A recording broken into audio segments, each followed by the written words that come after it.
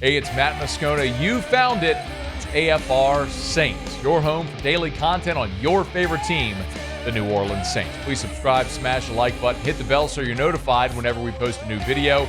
And our content this football season is presented by BetUS. Score a 150% bonus on your first deposit and a 125% bonus on your next two deposits up to $2,000 when you use the promo code YouTube150.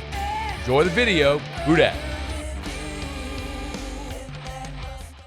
Yeah, it's hard. I mean, it's hard, especially for communication and things like that. But I thought Lucas did a fantastic job. He's a veteran, super smart. He's been in the system, in different varieties. And so I thought he did a great job. But I always say, anytime you lose anybody, on a football team, you never can just replace them. They bring a certain role and they bring a certain piece of the puzzle. But it's always next man up. And I thought those guys battled. Derek Carr, after the game on Sunday, talking about losing Erik McCoy. Figured let's call on our guy, Jon Stinchcomb, former Saints Pro Bowl offensive tackle, to talk about what it means to lose a guy like McCoy or any offensive lineman mid-game. Hey, John, we appreciate it as always, man. How are you? Doing great. Thanks for having me on. Always our pleasure. I'll ask you a big-picture question, then we'll kind of get a little more narrow. Why is it so impactful when you lose your center?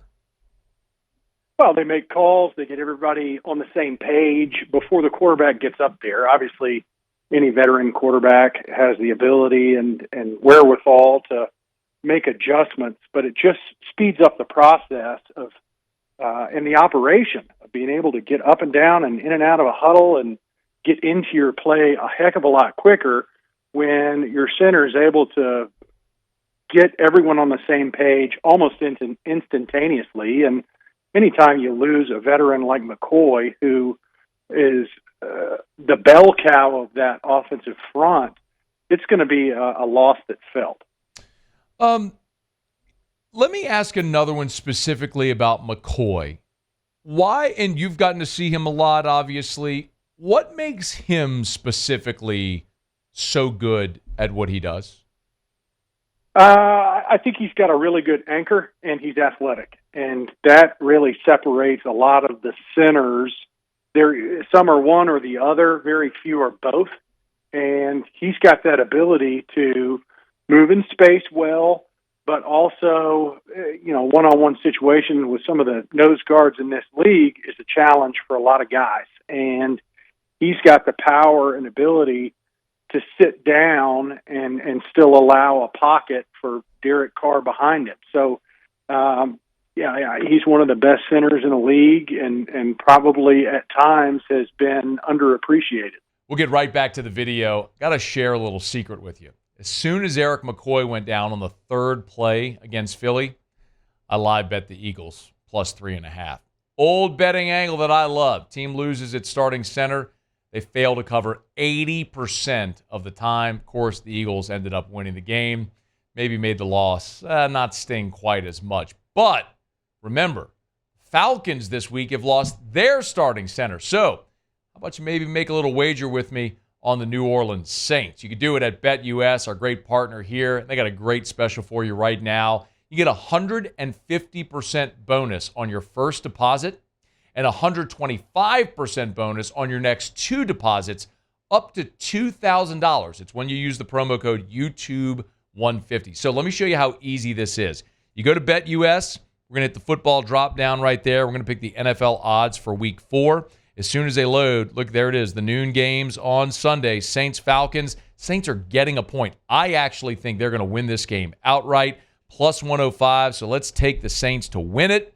Here we go. We'll come over and we'll place our wager, bet $25. We'll place the bet. It's going to ask me to confirm. There it is.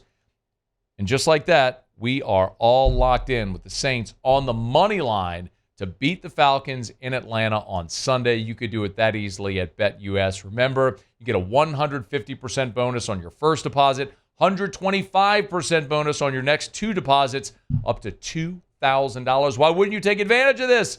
It's when you use the promo code YouTube150. Now, enjoy the rest of the video.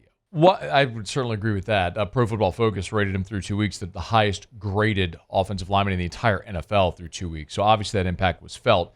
What about making a mid-game change like that, John? when you have to do what the Saints did. McCoy out, Patrick over, Oli Udo in. When you spend an entire, maybe you could speak to this, when you spend an entire week game planning, then 3 plays in, there's that much of a change. How does that affect the operation? Yeah, I think you're really grateful that you spent the off season adding a couple of veteran pieces that have been in a fire, have understood what it means to come in and not allow a drop off in performance, and being able to move. Lucas Patrick wasn't penciled in as the starter at left guard to begin this season. Obviously wanting to compete and sees himself as a starter, and hopefully rightfully so. I think he's played beyond expectations up to this point, and probably was penciled in more as a backup center in case of a situation like this. So when you sign guys like Lucas Patrick and Oli, the hope is you never have to see him play. The reality is it's a long, brutal season. Yeah. And it is only a matter of time, especially this year. You look across the league, and there have been a number of offensive linemen go down. The Saints' next opponent is not free and clear from that same claim as well. So there have been a lot of injuries that have been seen, especially offensive linemen, early this season.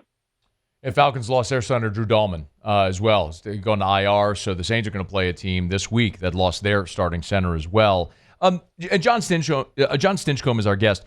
How different is it, John, or is it, when you have to make a change like that mid-game, right? Lucas Patrick spends the whole week getting ready to play left guard next to Erik McCoy. Now, all of a sudden, 3 plays in, boom, your role changes, and now you're the center. How different is that for Lucas Patrick as opposed to what he's likely going to have to do this week, which is prepare all week to be the starting center?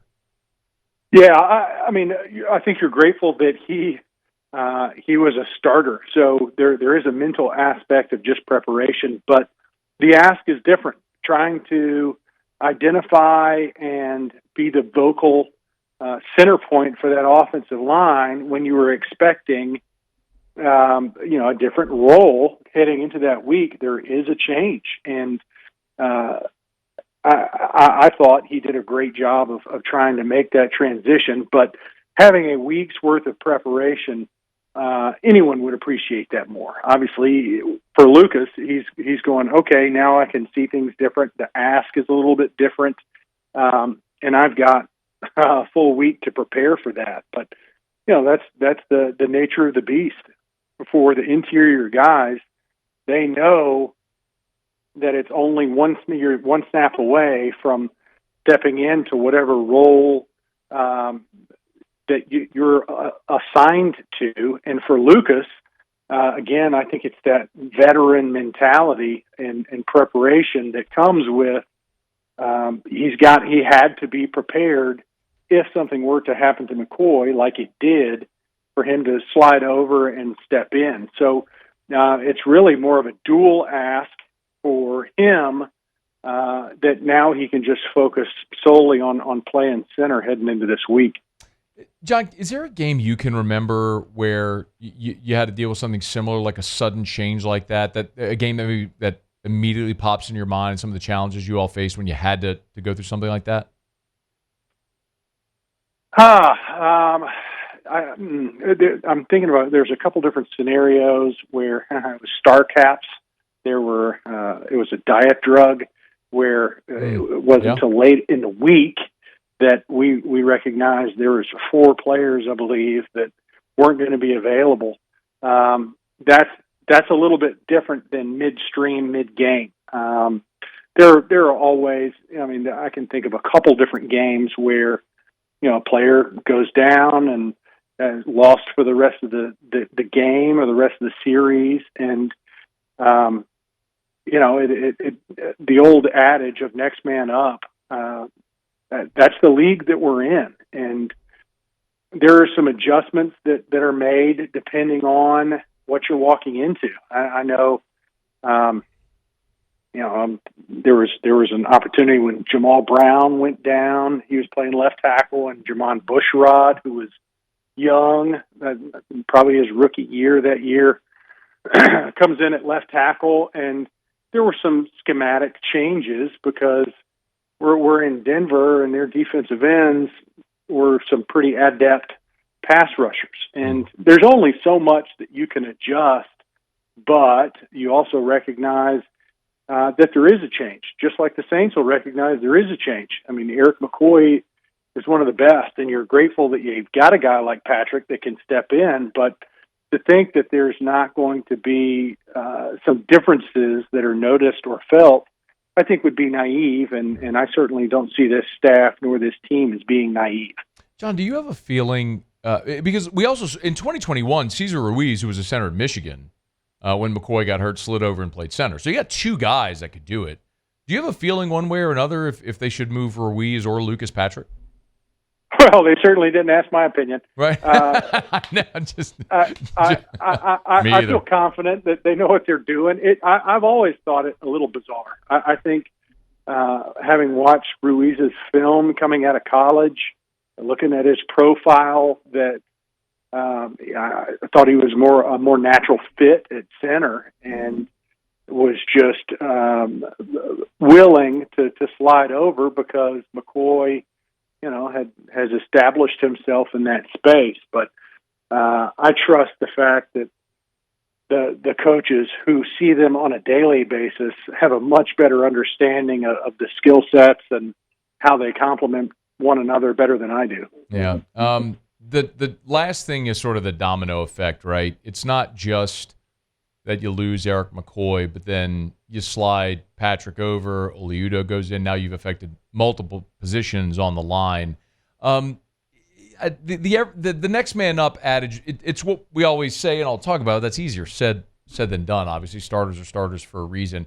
Can you speak to that chain effect of everything that is affected whenever someone goes out like that, and now you're moving multiple positions? Yeah, I mean, absolutely. So anytime, a lot of what the Saints are doing now is zone work in the run game, and what you'll see is defensive front. They'll try to poke holes in the fence and see how you are at communicating, whether or not you're able to get on the same page, and passing off, games and twists and, TEs where a tackle penetrates and an end wraps. They're going to test all those things.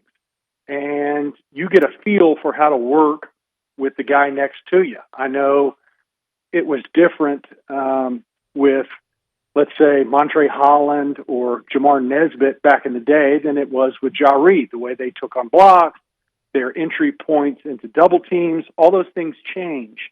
And, they're just nuances, but that's what this game is. It's such a detail-oriented game where the margins are so small that being able to coordinate and having those reps with the guy you're playing next to allows you to understand, it's not making compensations for it, but it's a matter of how can I help the guy next to me, and how can he help me?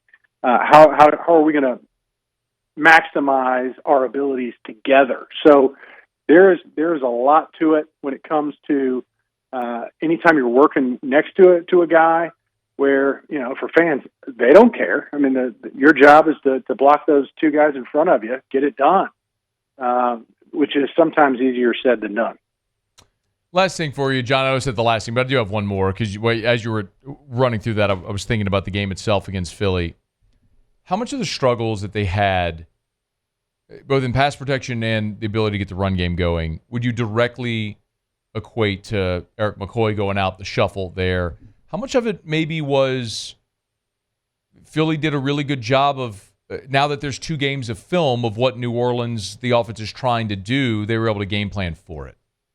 Yeah, it's never really one thing, right? I mean, it's always, you look at, Philly has heard nothing but for the previous 3 weeks how they've underperformed as a defensive front, that they can't stop the run, and they're prideful professionals too, where you're going, okay, there's only so much of this I'm willing to listen to.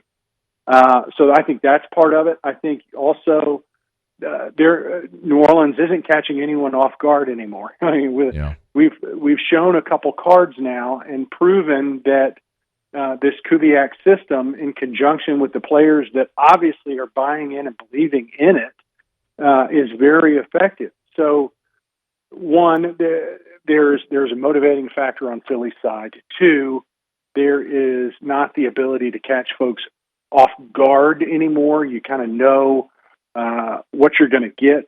Primarily, I mean, there's obviously wrinkles every week, but the main thrust of this Saints offense, it's on film now. And so I do think there's an aspect of that. And then the third piece is equally as important, and that you lose that centerpiece in Erik McCoy. And, there is a drop-off. So I think it's always a combination of things, and you're just hoping each week that you've dialed in the right combination to get the job done. He is former Saint Pro Bowl offensive tackle Jon Stinchcomb, always generous with his time. Jon, we appreciate a couple of minutes, man. Thank you so much as always.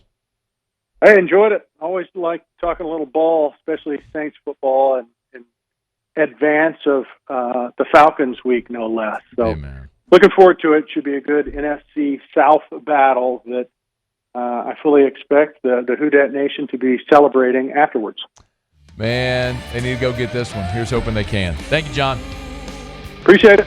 Thanks so much for watching the video. Do us a favor, subscribe to the channel, smash that like button, hit the bell so you're notified when we post a new video, and remember to support BetUS, where right now you can get a 150% bonus on your first deposit and a 125% bonus on your next 2 deposits up to $2,000. Be sure to use that promo code YouTube150.